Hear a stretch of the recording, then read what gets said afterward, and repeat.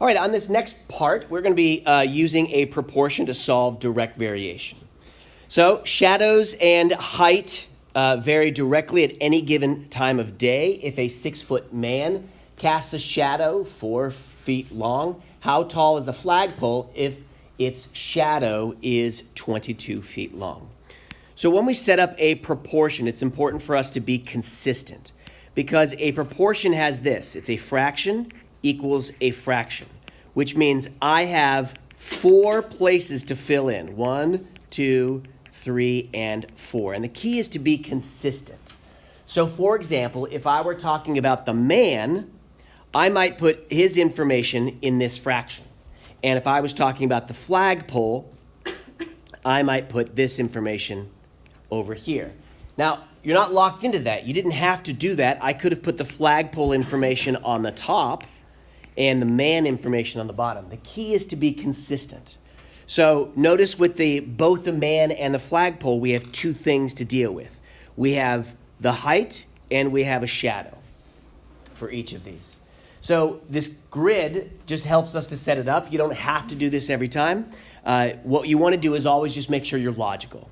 So let's see here. The man's height is 6 feet and the man's shadow is 4 feet. Next, the flagpole is unknown, so I'm going to say F for flagpole. You could have said H for height. And then the length of its shadow is 22 feet. Now, I do want to pay attention that my units are all the same. This is feet here, and feet here. So there's no conversion that needs to happen. If, for example, one of these were in inches for some random reason, you'd want to make sure that all the units were consistent at least.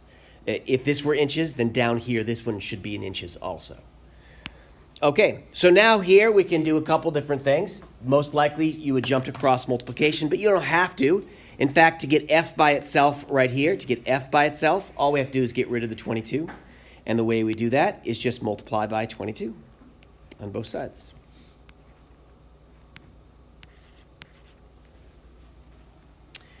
In doing that, the 22 is reduced to 1 over on the right side, and on the left side, the 22 can reduce with the 4 a little bit to become 2 down here.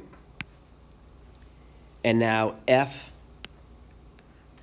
is equal to 66 over 2, which I still didn't need to write that because I could have canceled out again.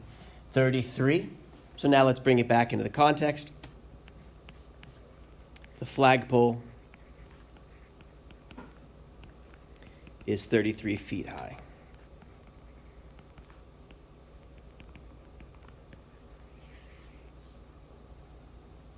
All right, the next part we're going to do is to look at graphing direct variation equations. And just to give you a heads up, there's a couple different ways to graph. There is a longer way and a shorter way.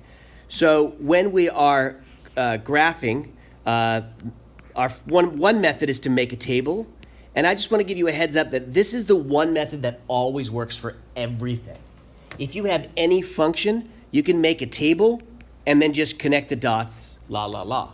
So that will always work. So if you're trying to make, to graph a quadratic, you make a table with a bunch of points and connect the dots, that'll work. So this one is the one thing you go to if you forget the method.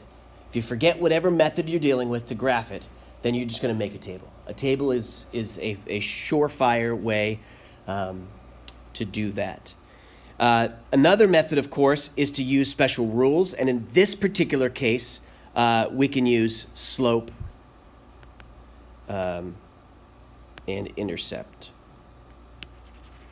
So in this case, we can use slope and intercept.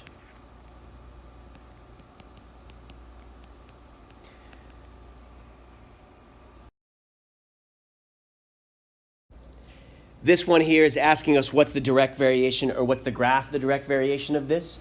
And you can jump straight from here to here without doing a graph or a chart at all. But if it specifically says make a table, like this does down here, then make that table and then plot the points. So So here, how to make our decisions about a table. A lot of people like to make a table that looks just a T-chart. It looks straight like this, and then you do X and Y. And then a lot of people will do something like this, a -1, a 0, and a 1.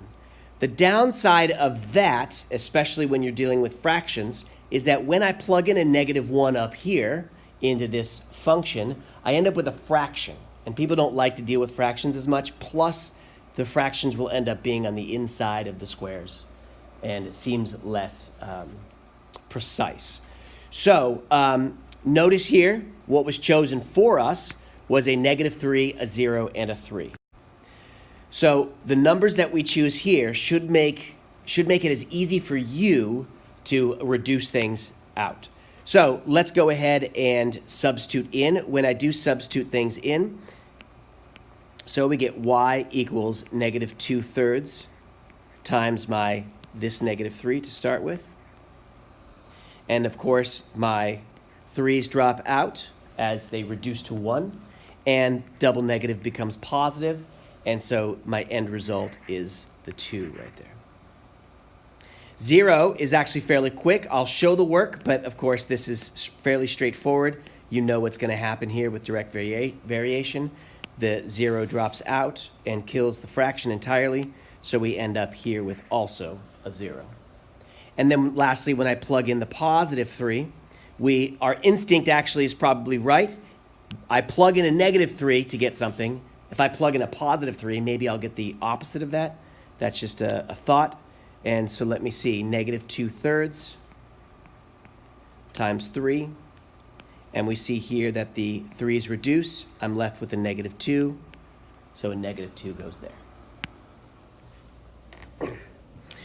So my initial idea of setting up a T-chart right here and using these stock numbers, -1, 0, and 1, wouldn't have worked out so easily because of the fractions. Then I have to deal with fractions over here. So now, of course, when we graph this, all we do is take the point. This is a -3, +2. So the -3, +2 maps to there. And then next up, we have the 0, 0, the origin. As a reminder, all direct variation will go through that point. Always will go through 0, 0. And lastly, we have 3, -2, which maps to here. Now, since we have the phrase direct variation, we will expect two things. Number one, we expect a line. And I'm not even going to say straight line because a line by definition is straight. So we expect it to be a perfectly straight scenario. And number two, we expect it to pass through the origin. Those are my expectations. So in a sense, this is sort of like a check. And if I draw my line over here, it does go through the origin, and it is indeed a line. It is indeed straight.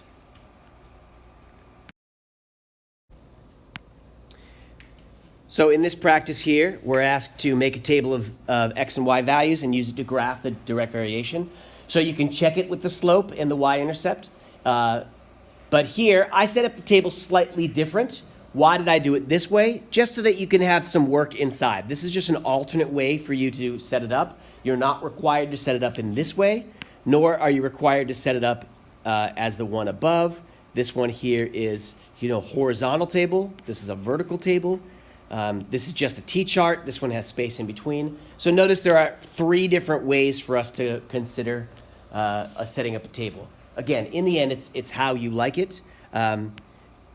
These ones up here require you to show your work on the set like somewhere else. This one here, the work can be built into the table if you like that. Remember when you are making your chart, your graph, the coordinate plane here, it's wise for us to not always start exactly like this, just to double check things. We might not always go through in any graph. We might not always go through the origin. Since it's direct variation, it will go through the origin. We know that.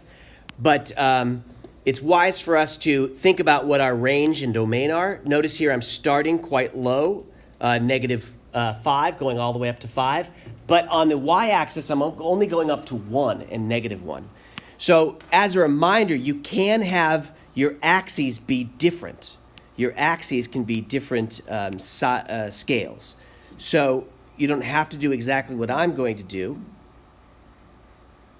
But you can count by ones along the x-axis so that here I get 1, 2, 3, 4, and a 5 there. And then go out to 1, 2, 3, 4, -5 there. But you don't have to count the same way vertically. You can go by 2 instead. So here is a 1 and there is a 2. Here's a -1 and here's a -2. Or we can count 3 blocks for every 1. Why would I do that? Well, I would change the scale a little bit just for a couple reasons. Number 1, to fill the space a little bit more there. And number 2, if it is if the graph is so tight against the line down there, for example, because this one is extra thick here, if my graph is so tight against it, then I might not be able to see it very well. So if you change the scale, it helps you to be able to do that. So 0, 0, of course, 5, 1 there, and -5, -1. So notice here if I were to go by slope, I'm not counting the squares. I'm not saying go up 1 and then go right 5. Rather, I go up to the 1 and then I go right 5. Connect the dots. 2 things we know, that it goes to the origin, and we also know it should be straight. The last thing we want to look at here is application. So a new hybrid car has a 12-gallon gas tank. On 1 tank of gas, the owner can drive 540 miles. The number of miles traveled varies directly with the number of gallons of gas in the car. So we're going to write an equation that relates the number of miles traveled with the number of gallons of gas used. So there are some key elements here. Number 1, we see that things vary directly. Because of that, instantly we know that y equals kx. And on top of that, we have a particular point. We have a 12 and a 540. Now, which goes where? Does the 12 go in for the y or does it go in for the x? Well, let's see here. Write an equation that relates the number of miles traveled with the number of gallons of gas used. So, oftentimes we'll say that y varies directly with x. Well, that follows the same pattern here. It says the number of miles traveled with the number y with x. So the number of miles traveled, it looks like, is going to be the y. And this is going to be the x. So if you substitute those directly in here and solve for k, then we actually can find what the k is. So I'm going to divide by 12 on both sides, and we get a value for k. K is 45. So what does that mean? It means 45 miles per gallon. So that's not the answer yet. So what we have to do is take that 45 and just plug it back into there. So the answer to part A is this. Y equals 45 times x. Now, part B says, how many miles can the owner travel on 9 gallons of gas? So y is going to equal 45 times 9 gallons. So y is equal to 405. So 405 miles with 9 gallons. And there's one answer, and there's the other answer. All right, so your job, of course, is to finish up L there. And let's see on M if we can write a direct variation. So we're going to write direct variation if the graph is direct variation. We're going to write linear if it's simply a linear. And the key thing about direct variation, as we saw earlier, are two things. Two things. Number one, it does make a line. And number two, it also goes through the origin. Origin means the 0, 0. So does it pass through, and is it a line? So the answer is direct variation here. So look at the other two here and make our determination. Which one is direct variation and which one is simply linear? All right, so now we see this one goes to the origin and is a line, direct variation. Does not go through the origin, but it is a line, so we say linear there. That concludes direct variation. Have a great day.